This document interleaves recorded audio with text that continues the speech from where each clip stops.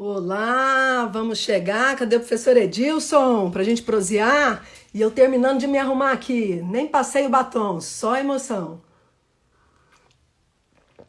Professor Edilson, vamos lá. Boa noite, Silvia. Não, é Silva. Boa noite. Vamos chegar para falar de um tema extremamente importante. Como que funciona a política? Isso, e o que ela impacta na nossa vida todo dia. Aguardando o professor Edilson. Vamos lá, enquanto eu termino de passar batom. Sabe aquela pessoa 3 turnos? Fui eu hoje, então vir para a live sem passar batom, já que o momento live é o momento balada, né? A gente usa o espelho, que é o celular, para rachar. Esse dá certo, né? Enquanto o professor Edilson entra. Professor Edilson, vamos lá. Chega mais. Deixa eu colocar aqui também, tinha programa. Professor Edilson. Aê, agora sim, professor Edilson está aqui com a gente, ó.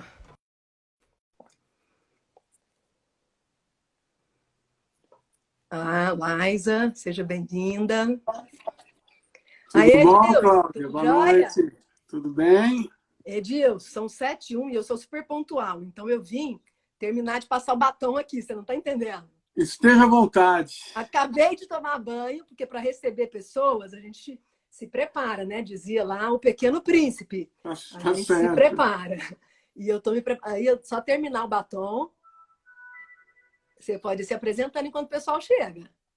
Tá certo. Bom, eu quero inicialmente, Cláudia, agradecer a sua gentileza de me convidar para essa transmissão ao vivo, né? Já estamos nos habituando a isso.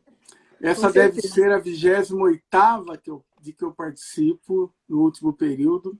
Então, é uma satisfação ser recebida aqui por você, poder dialogar um pouco sobre um tema tão importante, né? Como é que funciona a política eleitoral e por que é preciso por ela se interessar. Então, é uma imensa satisfação. Muito obrigado de ter me convidado. A honra é toda minha, Edilson, porque trazer gente qualificada para fazer debate com aprofundamento, não vou dizer que é raridade nos dias de hoje, mas é super importante. Então, te agradeço imensamente. Se você quiser e os nossos currículos são verdadeiros. São verdadeiros. Aqui não tem fake. Exatamente. Nossa, e suor e sangue. É isso. Eu sei disso. Trabalhando e fazendo doutorado e continuando no trabalho voluntário, tudo ao mesmo tempo, menina em casa, muita emoção.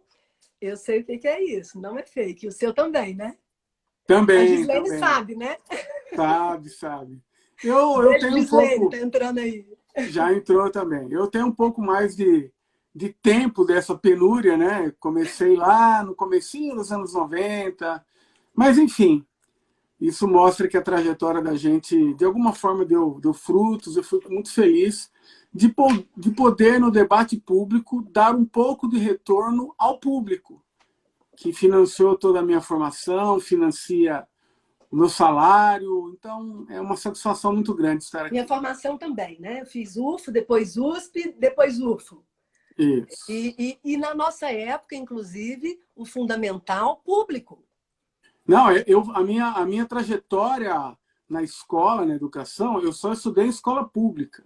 É verdade, Cláudia, que era uma escola pública não exatamente democrática. Eu sou para você ter uma ideia, eu entrei no primeiro ano primário em 1971. Presta atenção nisso. Não começa a falar dessas coisas, não, porque aí vai ficar ruim para mim. Não, mas auge da ditadura. Demais, não. Para você ter uma ideia, naqueles anos de chumbo, né? Eu, com 7 anos, fui para a principal rua da minha cidade com uma bandeirinha do Brasil para saudar Ernesto Garrastazu Médici, que foi a Jundiaí formar uma turma do Mobral. Felizmente, eu estudei depois e descobri quem foi esse torturador, né? Esse ditador. Eu me lembro pequenininha, na Afonso Pena, não, na Floriano Peixoto. Minha avó morava entre a Floriano Peixoto e a Cesar Alvim, a gente morava junto, ela ajudou a criar a gente, com a minha mãe e tudo. O Geisel, cabelo branquinho, passando desfile militar. Pois é. Nós somos antigos, hein? Pois é. Edilson, vamos começar Foi. falando Vamos. do conceito política, porque ele não é óbvio, né? Muita gente pensa que é, mas não é. E eu acho muito engraçado quando alguém se diz apolítico. Eu fico só olhando e observando e pensando assim, a pessoa morreu, esqueceu de cair, né?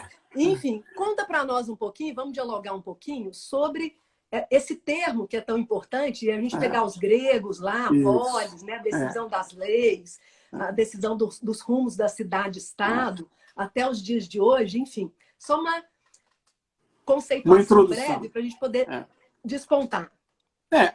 Do ponto de vista etimológico, do sentido da palavra, política vem, como você falou, da palavra grega polis, que quer dizer cidade. Atenção, cidade aqui não significa que política seja só na esfera urbana.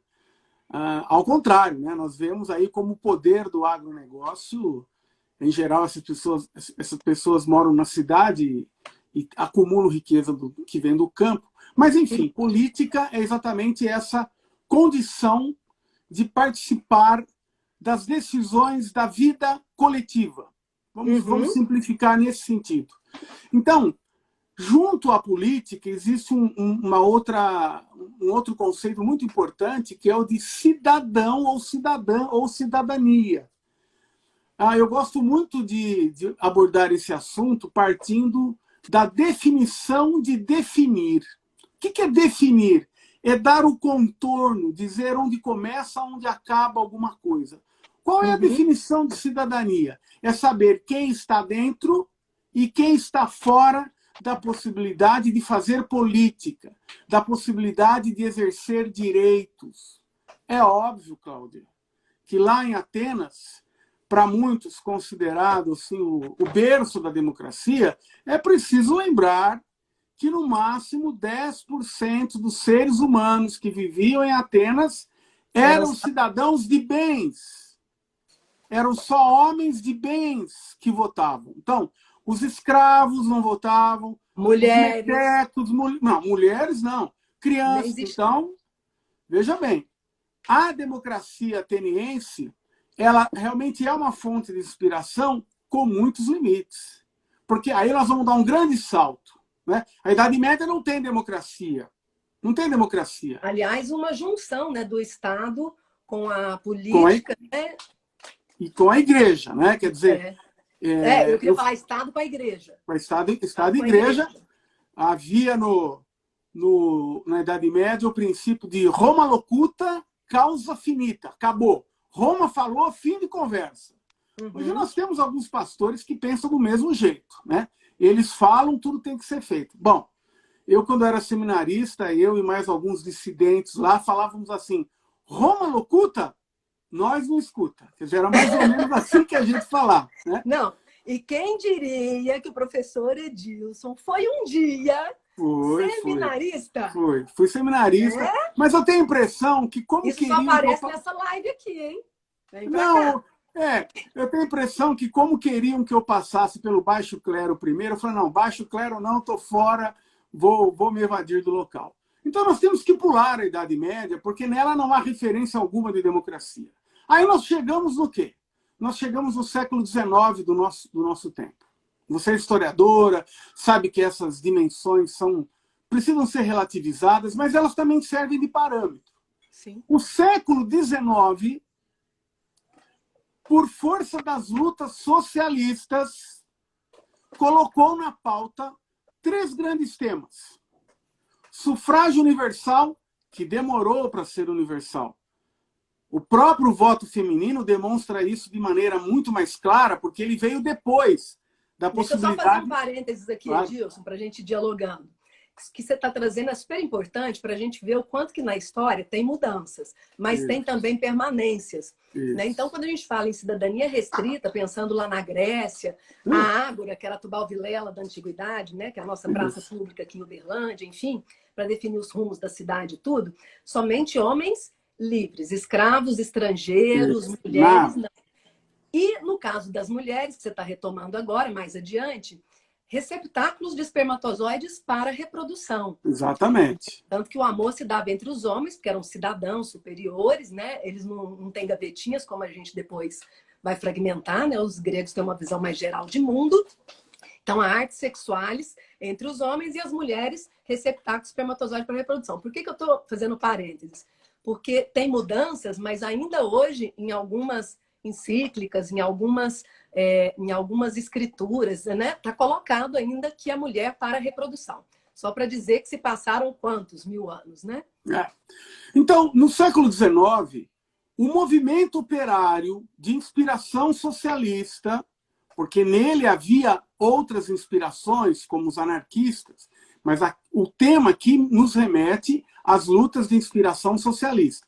Esse movimento operário pautou 3 grandes bandeiras: sufrágio universal, o direito de ser votado. Você sabe qual é a origem daquela gravata e daquele terno? Aqui nós, homens, essa é uma discriminação de gênero contra nós. Aqui nós, homens, somos obrigados a ter para entrar no plenário da Câmara Municipal. A origem é esta. Somente homens engravatados de bens, é que podiam fazer parte do parlamento. Então foi um movimento operário que pautou o voto universal, o direito de ser votado e a remuneração de mandatos. Sim. Por quê? Porque senão só a burguesia e a aristocracia decadente é que poderiam exercer mandatos. Lembrando que por um longo tempo na história o voto censitário, por renda, né? Isso, por renda. E no caso das mulheres, muito recentemente, pegando o Brasil, somente com Getúlio Vargas, e não porque ele era bonzinho, foi conquista, ele absorveu oportunisticamente, mas somente em 32 para 34, depois ampliou um pouco, né? E aí é importante dizer que no Brasil a extensão, né, a abrangência do voto feminino veio antes, por exemplo, do que na França. A França, o voto feminino veio mais tarde. Então, esses 2 conceitos são muito importantes. Democracia, etimologicamente, significa governo do povo, mas a gente sempre tem que se perguntar quem é considerado parte do povo. Exatamente. E quando a gente define quem é parte do povo, a gente está definindo quem tem a condição de cidadão ou de cidadã. Quem é que está dentro da possibilidade de debater os rumos da cidade. E também de ter direitos e deveres, né? Que pressupõe a cidadania. Então, e a gente sabe que a palavra abstrata só não contempla todo mundo, não né? contempla. Aquela história, meu povo, minha gente. Não tem jeito. Não diz nada. Então, disso, né, a gente tem assim uma definição histórica e política muito consistente para dizer o seguinte: a democracia é um regime político e uma correspondente forma de Estado. Então, eu vou dar um exemplo muito claro. Num regime democrático, não existe apenas a possibilidade de votar, a possibilidade de ser votado. Existem os direitos políticos, a possibilidade de se organizar, se expressar, a liberdade de imprensa. Disso, nós podemos, inclusive, avançar para uma noção de democracia social, acesso a bens públicos, a um patamar mínimo de bem-estar social e de segurança.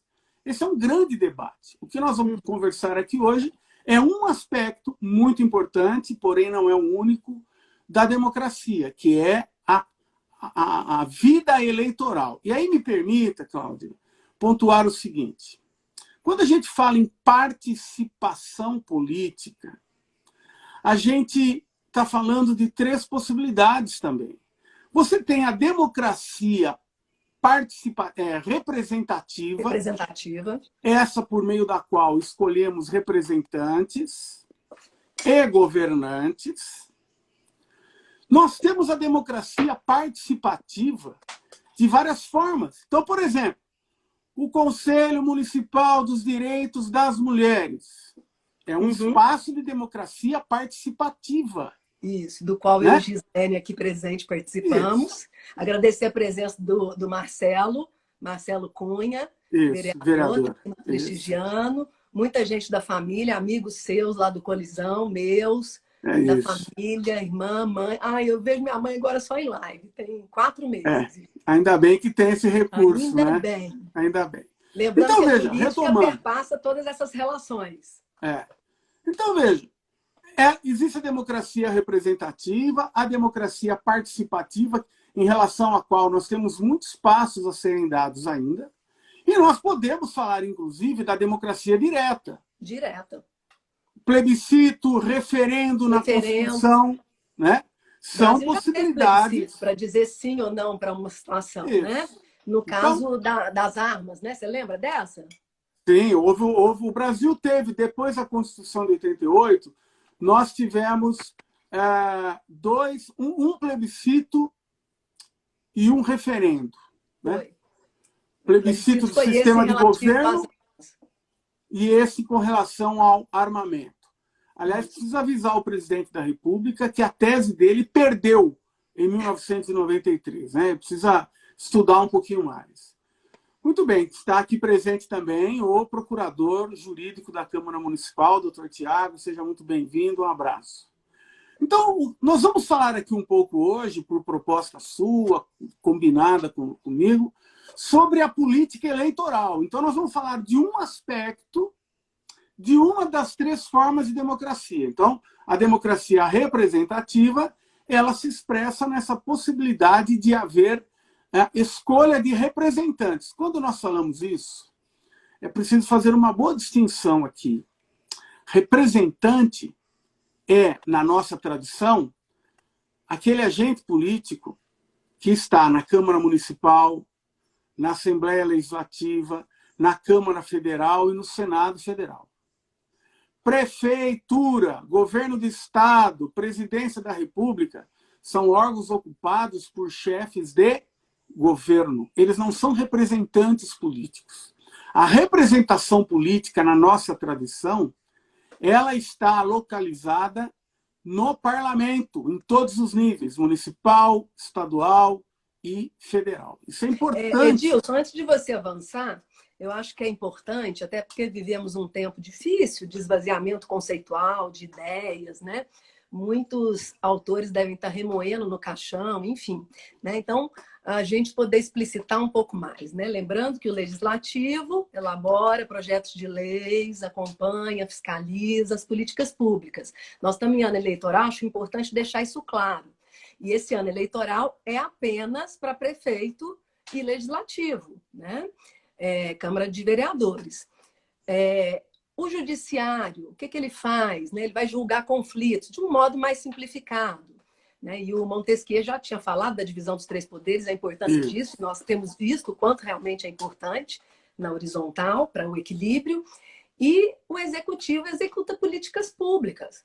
Né? Então, não dá para alguém ir na televisão, no rádio, na rede social, se candidatar ao legislativo e dizer que vai executar alguma coisa. Não é função. Exatamente. E a gente cansa de ver isso. Não é função da pessoa. Então, só fazer esse parênteses para a gente, no diálogo, ir esclarecendo e favorecer todo mundo.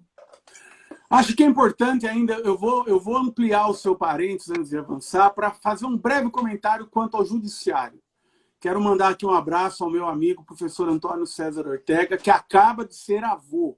Ganhou uma netinha esses dias, um grande abraço. Delícia. Veja, o judiciário, na imensa maioria dos países, não passa pelo crivo eleitoral. Em alguns países, cortes abaixo da Suprema Corte até são constituídas mediante o voto. Não é o caso do Brasil. Né? Então é importante deixar claro isso. Então, retomando agora a discussão. A política eleitoral, ela nos remete a alguns conceitos muito importantes. O sistema eleitoral e o sistema partidário. Dentro do sistema político, o processo eleitoral tem 2 grandes pilares. O que são partidos políticos? Aí nós temos que, de novo, voltar ao século XIX, porque não adianta, Cláudia, alguém falar, não, mas lá em Roma havia partidos políticos. Opa, pera lá. Partidos políticos, no sentido moderno, são criações das lutas sociais do século XIX. O que é partido político? né? É uma soma de ideologia ou programa com uma máquina administrativa que coloca em movimento grupos de pessoas, partes da sociedade civil, né? Edilson, como a gente tem interação, e eu gosto muito de live interativa, o pessoal está colocando algumas questões, então, quando eu te parar de vez em quando, é para a gente poder atender, porque depois passa, né, o contexto. Uma das questões é relativa à imprensa. A imprensa seria um poder? Até me lembrei daquele filme, O Quarto Poder. Você lembra desse filme? Sim. Antigo, né? Sim. E aí a imprensa seria um poder constituído ou não? Ou de fato? Agora nós podemos ser presos pelo Weintraub, pela Damares e pelo filósofo autodeclarado de Virgínia. Veja, quem desenvolveu uma análise muito boa sobre isso foi Antônio Gramsci. Ele mostrava que na sociedade civil existem espaços de elaboração, difusão e disputa de visões de mundo, que ele chamava de aparelhos de hegemonia. Hegemonia significa direção moral, intelectual e política. Teresa de Lauretis, uma feminista, vai falar em tecnologias de gênero hoje, por exemplo. E que passam pela religião, pela publicidade, pelos vários veículos. O Gramsci apontava sistema escolar, igrejas, sindicatos, associações empresariais, imprensa. E agora vamos expandir isso. Meios de comunicação em geral são aparelhos de elaboração, difusão e disputa de visões de mundo. A palavra disputa é importante. Porque não existe nenhum espaço blindado a possibilidades de resistência. Acrescentaria, não existe espaço nenhum desinteressado. Estou com fulano por amor, isso é um interesse. Alguns interesses a gente constrói socialmente como mais legítimos, bacanas, outros não, né? Mas não há relação desinteressada. Portanto, falar de política é falar dessas relações nesses espaços todos. Né? A política partidária é um campo da política. Mas toda relação é política e, portanto, é relação de poder também, implica em forças. Em determinado momento prevalece alguns interesses em relação a outros, em outro momento pode ser diferente. Eu acho importante também a gente deixar claro a nossa conceituação aqui, né? De poder, política e ideologia que anda dando pau, né? Esvaziamento completo também, deserto de ideias, quando se fala, muita gente se fala hoje de ideologia, né? E é importante também a gente perceber como algumas instituições claramente vinculadas a visões de mundo, eu estou falando das religiões em geral. As religiões... A gente respeita todas, né, Edilson? Sim, respeitamos todas, defendemos que o Estado seja laico, mas aquilo para o que eu quero chamar a atenção agora é o seguinte. As religiões, elas são da esfera da elaboração de visões de mundo? São. Mas quem disse que elas não têm uma grande possibilidade, e às vezes trágica possibilidade, de serem profundamente coercitivas, opressivas, né? Então é preciso a gente pensar nessas dimensões todas. Podemos entrar na política eleitoral? Podemos, vamos lá. Não, você ia perguntar alguma coisa antes? Não. Não, era nesse aspecto da questão que você estava falando das religiões, a gente respeita todos, o problema não são as religiões, né? O problema é o que se faz delas. E aí, seja lá Buda, Maomé, Yansan, Javé, Deus, Abraão, enfim, né? Até onde sei, sou fã de Jesus, Jesus histórico, pregava a paz, a alteridade, a empatia, a promoção dos sujeitos, e não o ódio, a destruição. Então, o problema, por vezes, é o fã-clube, né? Que acaba levando uma mensagem de destruição e de ódio, onde cabe outras possibilidades, que seriam a solidariedade, o amor, a empatia. Era só essa observação. Então, nós não temos problema nenhum com nenhuma religião. Aliás, eu particularmente adoro estudar as religiões. Então, vejam, o sistema eleitoral ele é composto por esses dois pilares, sistema partidário e sistema de votação, sistema eleitoral. Então, sistema partidário, numa democracia, permite a liberdade de organização de partidos.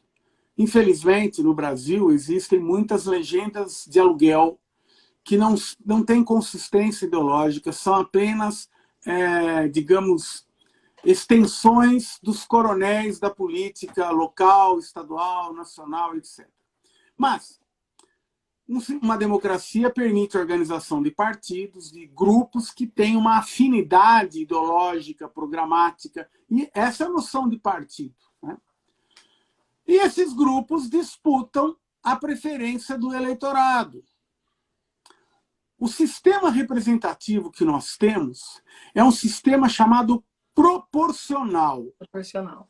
Esse é um conceito muito importante. O que é proporcional? Um partido ou coligação de partidos, agora não existe mais coligação para cargos ao legislativo, coligação só para prefeitura, governo do estado, mas para os cargos no legislativo, cada partido tem que se virar com as próprias pernas. No sistema proporcional, se um partido fizer, por hipótese, 20% dos votos válidos, aqui abro um parênteses. O que são votos válidos na atual conjuntura? Porque no passado era um pouco diferente. Sim. É legal que você vai falar, então, dos votos branco, nulo e o que é feito com isso, porque já tem uma interpretação do Supremo. Exatamente. Eu vou tentar mexer nas luzes aqui, mas estou te ouvindo, tá? Fica tranquilo. Então, veja. Vamos imaginar que numa eleição existam 100 mil eleitores. Uma cidade tenha... O colégio eleitoral é constituído por 100 mil pessoas que têm direito a voto. Dessas 100 mil pessoas, imaginemos que 20% não compareçam, por qualquer razão, ao voto, à eleição. Então, de 100 mil, caímos para 80 mil. Digamos que esses 80 mil que ficaram, votos nulos e brancos sejam outros 20%, né, do total. Então, já caiu para 60 mil.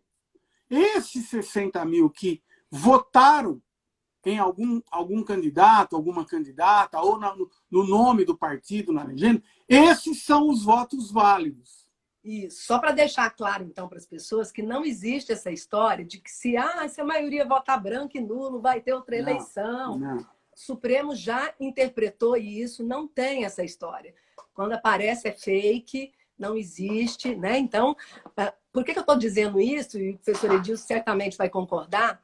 O exercício da cidadania tem uma relação direta com a política. E eu me lembro do Brecht, né? O analfabeto político, que está valendo até hoje. Porque o pior analfabeto é o analfabeto político, aquele que não participa, aquele que não quer saber, né, o preço do feijão impacta na vida, da energia, né? Enfim, a malandragem, mas também não vamos criminalizar a política, porque o problema não é a política, é a politicagem, enfim, né? Me lembrou muito agora o Brecht. A gente deixar claro que exercer cidadania, o poder emana de quem na democracia? Das pessoas. A ideia de soberania popular, né? Soberania é popular, né? Enfim, então, o poder é nosso. Porque as pessoas às vezes ficam se lamentando, mas, né? Gente, o poder é nosso. Esse ano é ano eleitoral. Então, não tem isso de vamos votar branco, vamos votar nulo, porque eu estou indignado. Não participar é o pior jeito de participar. Exatamente. Acho que nós podemos fazer um paralelo. Você mora num condomínio, eu também moro num condomínio. Se você tem uma assembleia dos condôminos, quem não for à assembleia vai ter que acatar a decisão de quem foi. É a mesma coisa no processo eleitoral. Então, o que é o sistema proporcional? Um partido, ele faz o mesmo percentual de cadeiras na Câmara Municipal, vamos falar disso, que o ano é de eleição para a Câmara, em relação àquele percentual de votos que ele teve sobre os votos válidos. Então, por exemplo, 60 mil votos válidos. Um partido, né, se ele obteve 20% dos 60 mil votos, ele vai poder preencher 20% das cadeiras na Câmara Municipal. Nós estamos aqui tentando ser didáticos para desenvolver uma ideia muito importante. Quociente eleitoral. Cuidado, não é coeficiente. Coeficiente é outra coisa. É quociente. Quociente é o nome que se dá a uma operação matemática de divisão. É algo dividido por algo. É uma magnitude sobre outra magnitude. Qual é essa magnitude? Vamos fazer uma conta simples aqui. Vamos dizer que a Câmara Municipal de Uberlândia tivesse 20 cadeiras. Quanto representa uma cadeira sobre 20? 5%. Então, o quociente eleitoral numa eleição, no exemplo que eu estou dando, né, ele tem que... Uma cadeira está para 20 cadeiras, assim como X está para 60 mil votos. Se nós tivéssemos aqui a boa e velha lousa, o bom e velho quadro negro, Adoro. Que nunca era negro, era verde músico, né? Se nós tivéssemos, eu faria esse exemplo, é só fazer uma regra de 3. Uma cadeira está para 20, assim como X cadeiras está para o total de votos válidos. Lembrando que em Uberlândia são 27, né? Mas você está facilitando aí a conta. Isso, exatamente. Então, o quociente eleitoral significa, na prática, o seguinte. Você pega o total de votos válidos, então não entra aqui abstenção, não entra voto em branco, não entra voto nulo. Você pega o total de votos válidos e divide pelo número de cadeiras do legislativo em disputa. Então, eu vou dar aqui exemplos. Eu tenho uma memória boa para isso que eu vou falar agora. Em 2012, a penúltima eleição para a Câmara, o quociente eleitoral em Uberlândia foi de 12.743 votos. Em 2016, a eleição de que eu disputei, e eu exerço o mandato por força disso, caiu para 12.500 votos. A projeção agora é que continue caindo. Sabe por quê? Apesar do número de eleitores crescer, a participação na votação diminui. Inclusive sobrepondo o crescimento do colégio eleitoral, do número de eleitores e eleitoras. Então, eu estimo em 12 mil votos, números redondos, evidentemente, o quociente eleitoral das eleições que ocorrerão agora em 15 de novembro. Atenção! Ontem teve alteração nas datas. Teve alteração na data das eleições. E tudo depende da pandemia também, para não ter outra alteração, né? Então, se hoje eu fosse um apostador, eu diria que essa chance de uma nova alteração é grande. Mas vamos deixar do jeito que está por enquanto. Eu também, porque nem todo mundo hashtag fica em casa, né? E nem pode. Alguns não podem. Então, mas se aqueles que pudessem ficar em casa parassem de ouvir conversa fiada de quem só quer lucro, cobrassem de governantes medidas que garantissem dinheiro para pequenas empresas, médias empresas, trabalhadores, trabalhadoras, nós poderíamos ter um distanciamento social de 70% e a curva de contaminação estaria bem baixinha. Como fizeram alguns países, que são para nós exemplares, e vale dizer, muitos deles comandados por mulheres. Isso. A Alemanha e outros, e que funcionou. Né? Então, a gente tem de onde se inspirar. Se inspirar. Então, vejam, um partido, quando ele consegue atingir, vamos dizer que, no exemplo que eu estou dando aqui, vamos imaginar que fosse de 25%, os números de votos válidos, 60 mil. Quanto que é 5% de 60 mil? Né? 3 mil. Correto? Então, um partido que fizesse 9 mil votos, somando os votos de todos os candidatos e candidatas e votos de legenda, um partido que fizesse 3 vezes o quociente eleitoral, elegeria quantos parlamentares para a Câmara Municipal? 3.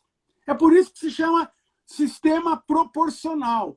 Cada força política, cada ideologia estruturada em termos de partido, leva para dentro da Câmara um número de parlamentares de acordo com a quantidade de votos que obteve no universo de votos válidos. Agora, então, Cláudia, vale dizer também, Edilson, e me parece relevante, alguns vão questionar a legitimidade da representação. Mas há uma indignidade em se representar os outros. A questão não é representar, é como representar, né? Quer dizer, eu dialogo depois, porque o exercício da cidadania ele não se restringe ao voto, né? Mas ao acompanhamento, à pressão, ou seja, ao exercício da cidadania.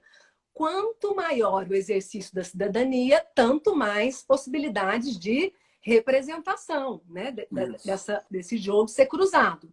Então, quanto mais cruza o braço e não se incomoda, é o pior jeito de participar. Porque, de qualquer forma, todos nós seremos governados por alguém. Né? E é melhor que nós botemos a colher, botemos o dedo nessa história. Por isso que eu digo que o ser apolítico morreu e esqueceu de cair. Porque não existe ser apolítico. Então, veja, Cláudia, fique tranquila quanto ao tempo, porque nós começamos absolutamente no horário, então eu estou acompanhando aqui, né?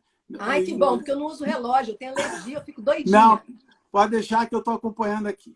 Então, veja, olha a conclusão que nós precisamos tirar do que acabamos de explicar aqui. Você que nos acompanha e que acha que se não participar é a melhor opção, mas mais do que isso, não, eu não vou votar naquele partido, eu não voto em partido, eu voto em pessoas. Presta atenção no que eu vou dizer. Não é o teu caso, mas talvez alguém possa ver essa live e se tocar pelo que eu vou dizer aqui. E não que a gente já não devesse ter feito uma reforma política, né? Porque não, claro, faz sentido 40, 50 siglas. Acho que é o único país do mundo, né? Não sei, porque é esquisito. Muita coisa. Então, veja. Sabe quantos votos teve o vereador mais votado na última eleição para a Câmara? Eu não vou falar o nome, porque eu não vou fazer propaganda. Claro. Né? Aqui, não, e a gente nem pode aqui. Pré-candidato nessa live. Aqui, pré-candidata nessa live é a Cláudia Guerra, à Câmara. Eu sou pré-candidato à Prefeitura. Eu não vou fazer propaganda da figura. Mas veja só, o candidato mais votado que foi eleito teve 5 mil e poucos votos. E o quociente em Uberlândia era de 12 mil. Sabe o que isso significa? Que ninguém se elege sozinho. Que toda candidatura e todo mandato é necessariamente coletivo por duas razões. Tem que expressar uma coletividade que tem afinidade programática ou ideológica e a própria disputa eleitoral supõe o voto de todo mundo, daquele partido. Os partidos, muitas vezes, Cláudia, não se dão ao respeito. E isso, infelizmente, aumenta a falta de credibilidade junto ao eleitorado. Mas o eleitorado também, muitas vezes, não se dá ao respeito. Quantos eleitores e eleitoras estabelecem com candidatos, com vereadores, estabelecem uma relação de compra, de barganha, de toma lá da cá. A política Você vai se lembrar que nesses anos todos, tanto desde 97, na ONG SOS Mulher e Família, 98, no Conselho dos Direitos das Mulheres, a gente só conversa com pré-candidato ou candidato, você lembra disso, com base em carta compromisso e numa discussão coletiva. Né? Você se lembra disso, você foi um dos que foi e assinou, inclusive. Porque isso é fundamental para a cidadania. Então, a barganha tem que ser programa, tem que ser políticas públicas, projetos de leis, no caso do legislativo, né? Políticas públicas no caso do executivo, enfim. Não pode ser outra coisa, mas a gente ainda, lamentavelmente, tem, né? Até de nota de dinheiro partida ao meio, né? E a outra metade vai depois, um pé de sapato depois o outro, vestido de noiva, dentadura, tijolo, e a gente sabe que a população tem uma necessidade. Eu até brinco lá com os meus alunos na aula de ciência política e falo, gente, pega as coisas que necessita, mas a única pessoa que você não pode votar é nessa pessoa que vai te vender na primeira oportunidade. Porque é terrível. Uberlândia elegeu já por 2 vezes, acho que 3, não sei, um vereador aí que se apropriava, inclusive, da necessidade das pessoas se casarem e fez um casamento comunitário com dinheiro público, num ato de promoção pessoal em período de pré-eleitoral. Né? Eu me lembro disso e foi considerado ilegal, né? Não, está condenado em primeira instância, Condenado. perdeu o prazo para recorrer, né? O Ministério Público Eleitoral já falou que perdeu o prazo, portanto, não é uma mera condenação em primeira instância. Mas vamos falar de coisas positivas. Isso, falar Então, em coisa positiva, está entrando Edson Denizar, porque a arte, a música, a cultura são tudo na nossa vida, o que nos distingue dos outros bichos. exatamente. Se bem que tem alguns aí que eu prefiro bicho. Enfim. Quero então aproveitar a presença do nosso Edson para dizer o seguinte: que bom que nós conquistamos, apesar dos governos, nós conquistamos a lei denominada Aldir Blanc. Que bom que nós tivemos isso.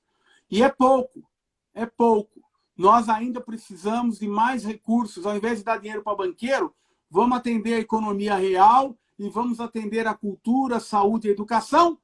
3 ministérios à deriva. Mas esse é tema para uma outra live. Eu vou te convidar. Sim, a gente faz depois isso. parte 2, parte 3, porque inclusive a pandemia ensinou para todos nós, alguns já sabíamos, o que é importante, né? E o que tem valor e o que precisa ter investimento público. Exatamente. Duas delas, saúde e educação, que têm sido banalizadas. E a cultura é o que tem nos mantido vivo em casa. Quando eu falo em educação, eu estou pensando em educação e cultura. Claro, claro. Então, vejam, a responsabilidade quanto à participação e ao interesse pela política eleitoral é muito grande. Aquele e aquela que quiserem se abster, que votarem em branco, que votarem nulo, que votarem em alguém que o chefe mandou, o pastor mandou, cuidado, o voto tem consequência. O voto tem consequência. E você, quando escolher alguém, saiba que você precisa fazer uma escolha olhando para o programa, para a ideologia, para as propostas, não só da pessoa em quem você vai depositar a confiança, mas do partido em quem você vai votar. Porque o teu voto pode eleger alguém daquele partido que não é a pessoa em quem você votou. E nós temos a obrigação de cobrar coerência dos eleitos e eleitas em relação ao programa pelo qual foram eleitos e eleitas. Agora vamos dar um passo adiante. A política eleitoral, Cláudia e aquelas que nos acompanham, ela não acaba na eleição. Agora vem aquilo para o que você já chamou a atenção. A democracia representativa exige de nós eleger representantes, mas também acompanhar o trabalho de quem foi eleito. E mais do que isso, nós temos que fortalecer os mecanismos, os espaços de democracia participativa. Aí entram os papéis dos conselhos, das conferências. E quando nós falamos em democracia direta, nós deveríamos ter mais oportunidade de votar diretamente em algo em relação a quê? Concordamos ou não concordamos? Queremos ou não queremos? O plebiscito, né? O plebiscito. E falta também, Edilson, de mais audiências públicas, consultar a população, já que representa, é preciso encher a Câmara Municipal, e aí em nível municipal, aí depois estadual também, federal, enfim, de gente discutindo e debatendo temas importantes. Como é que eu escolho sem informação? Como é que eu escolho sem ouvir várias possibilidades da realidade? Né? Então, me parece fundamental esse exercício. E nós estamos de muitas audiências, né, públicas, e dali saíram encaminhamentos, porque elas são propositivas, importantes. Fazer cumprir é outra história, né? Mas saíram encaminhamentos importantes. Eu vou dizer para vocês que nos acompanham que, nesse momento, sob o mentiroso argumento da pandemia, a pandemia é verdadeira. A pandemia não permite, não deveria permitir, de fato, a audiência pública lá no plenário da Câmara. Mas por que não ocorrem audiências públicas online? As sessões da Câmara não são online? Eu tenho cobrado muito isso. E nessa hora, todo mundo valoriza a pandemia, mas é para inibir o debate público. Eu quero lembrar de passagem, o horário também, né? E eu sei que já tem proposta nessa linha de alterar o horário das sessões para favorecer a participação das pessoas. Para eu que sou professora, não ia ser muito bom, porque eu ministro aula à noite, mas a maior parte da população trabalha em horário comercial. Então, o período da noite, ou às vezes até de um final de semana, mas, enfim, da noite favoreceria muito mais gente do que no período que acontece hoje. Patrícia Manzan está aqui com a gente também, deve estar de neném novinho. Novinho. Obrigada, linda. Presença. Então, Cláudia, eu vou me lembrar aqui de uma audiência pública que depois teve uma sessão nas quais eu e você estávamos presentes.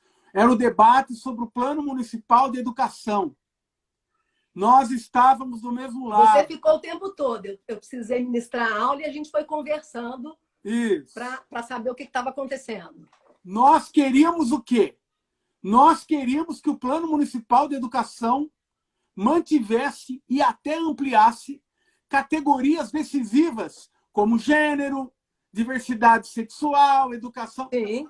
Bom, a turba medieval de alguns ditos evangélicos e católicos tradicionais, todos eles e elas votaram contra com 2 exceções.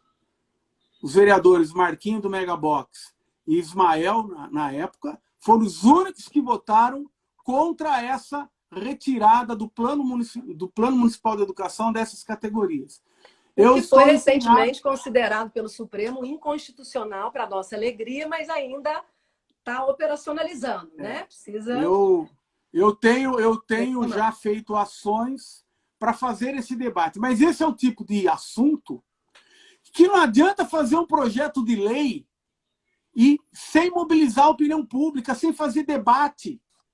Porque se for assim, aqueles e aquelas que têm uma postura conservadora, atrasada, vencem a batalha. É o mesmo caso de uma luta histórica dos movimentos de mulheres. Eu quero deixar isso muito claro. Vou só pegar o carregador da bateria. Ok.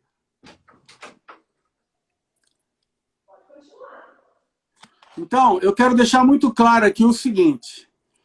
Os movimentos de mulheres, Conselho Municipal dos Direitos das Mulheres, a vocês cabe o mérito da luta por denúncia de espaços públicos que são homenagens a figuras que não deveriam ser homenageadas. Então, isso não significa apagar a memória, né, Edilson? Vamos deixar claro. Não significa. Homenagear não significa. Quem passou por cima de direitos humanos, de valores, não é legal. Por outro lado, a história tem que ser registrada, a memória.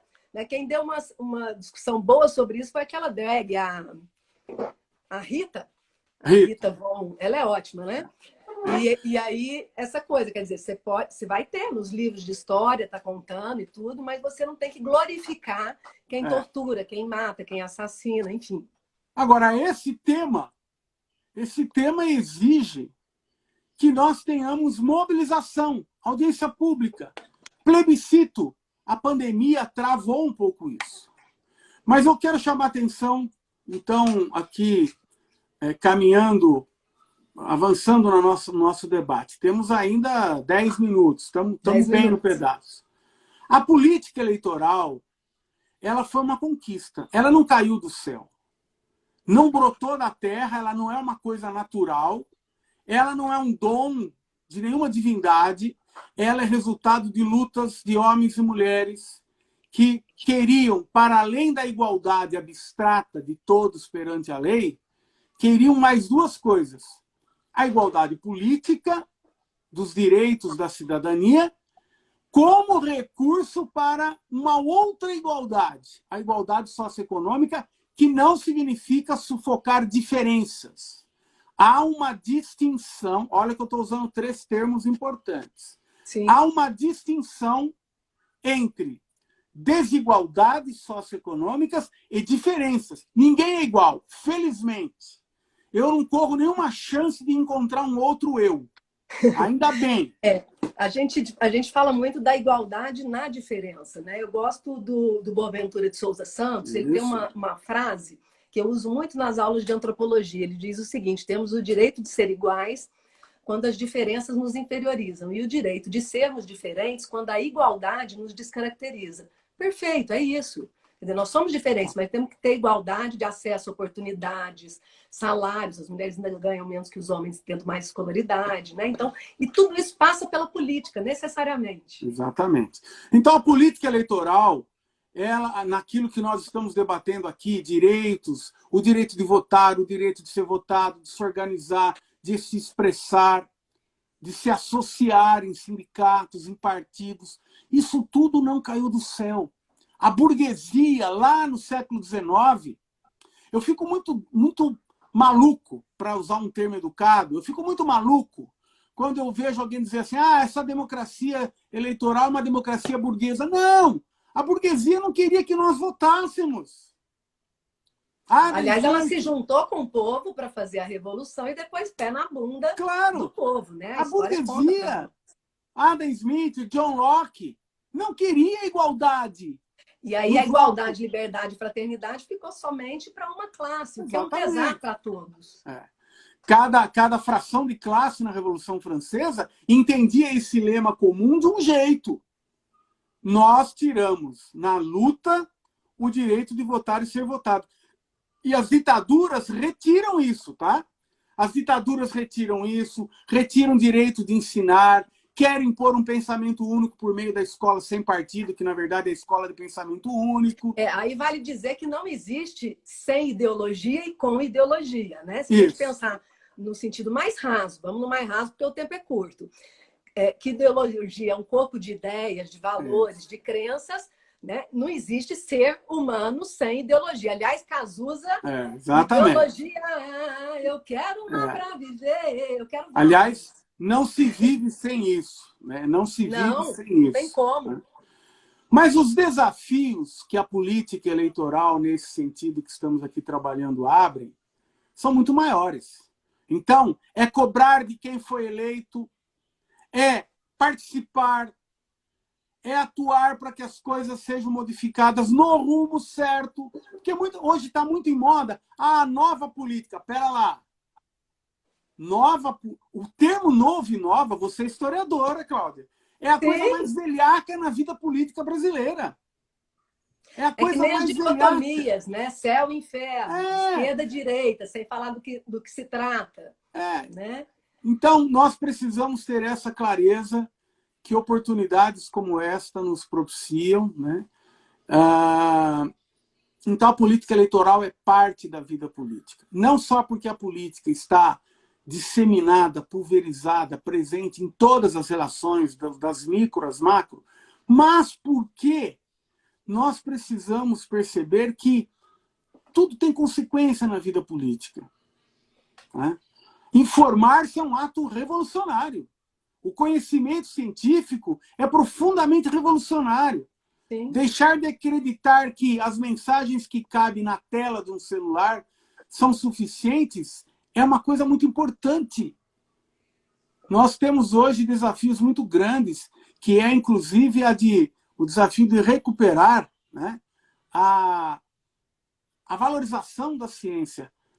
Um país que não valorize o desenvolvimento, a soberania, o conhecimento científico, não tem como superar as desigualdades. Não, a cartilha a gente já sabe.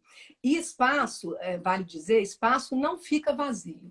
Ele vai ser ocupado. E de Platão para cá, Platão lá antes de Cristo já dizia, se os homens, as mulheres, as pessoas, né, ele não diria mulheres na época dele, mas a gente traz para hoje, não ocuparem, os de bem não ocuparem o espaço, as tranqueiras estão ocupando.